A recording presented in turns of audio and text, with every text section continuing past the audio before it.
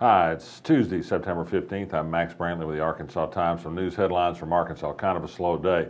First, I reported this morning that tomorrow a legislative committee is going to decide whether to use subpoena power to bring in witnesses and documents about the ongoing problems with Medicaid in Arkansas. That is the enrollment process and the income verification process. Both have been mired in immense problems, some of them related to some $120 million in spending on new software, $30 million of which was just wasted.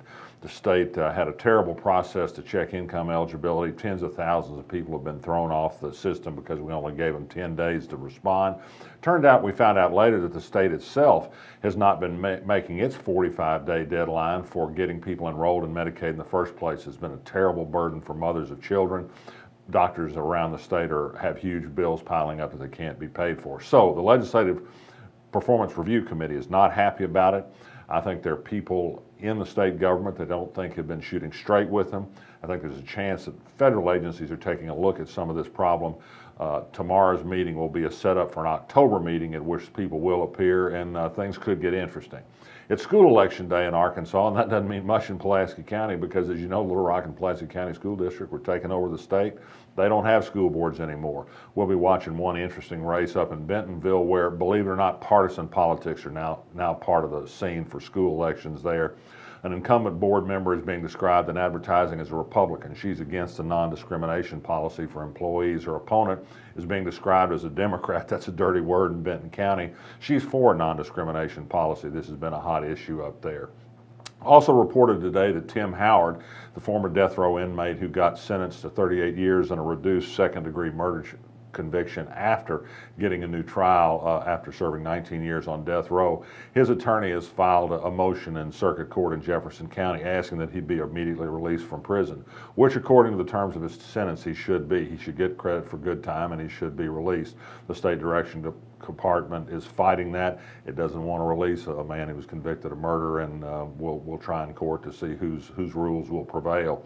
There was something this morning on the web that is either horrible or humorous depending on your point of view, or perhaps it would be great news to you. Bill Kristol, who's a somewhat famous right-wing conservative political commentator, says he could never support a Donald Trump candidacy for president. He said if it came to that, he'd support an independent candidacy of somebody great like Senator Tom Cotton or Dick Cheney, or maybe the two of them together. Think about that one for a minute. We've had a lot to write about this morning about the presidential candidate, Mike Huckabee. He continues to sink in the polls. He doesn't seem to be going anywhere, and he seems to be getting more outrageous. Check our blog for this week's column by Ernie Dumas, who recalls Mike Huckabee's stirring and very wonderful words in 1997 on the occasion of the 40th anniversary of the Little Rock school crisis. He talked about how it was the right thing to do to support the U.S. Supreme Court ruling on school desegregation. He has said there were people that cited religion as a reason not to obey that order, but it was the right thing to do. You'll know that he says an entirely different thing today about the Kim Davis case. It didn't help him very much, according to what the polls say.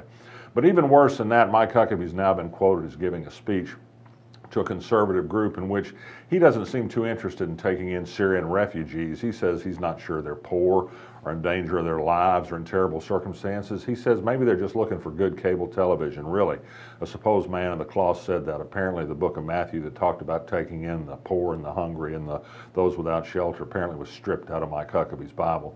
Finally, another interesting item, the Houston Chronicle has done some great investigative reporting on Bluebell ice cream and the conditions in the creamery, unsafe and unhealthy, that prevailed before the factory was closed because of a listeria outbreak. It's an interesting look at a company that had been warmly received in Arkansas because of its reputation as this little old feel-good creamery from Texas. Well, it's actually just a mega food corporation with some of the problems that entails. For me, I'll take Yarnell's. I'm Max Brantley. I'll be back tomorrow.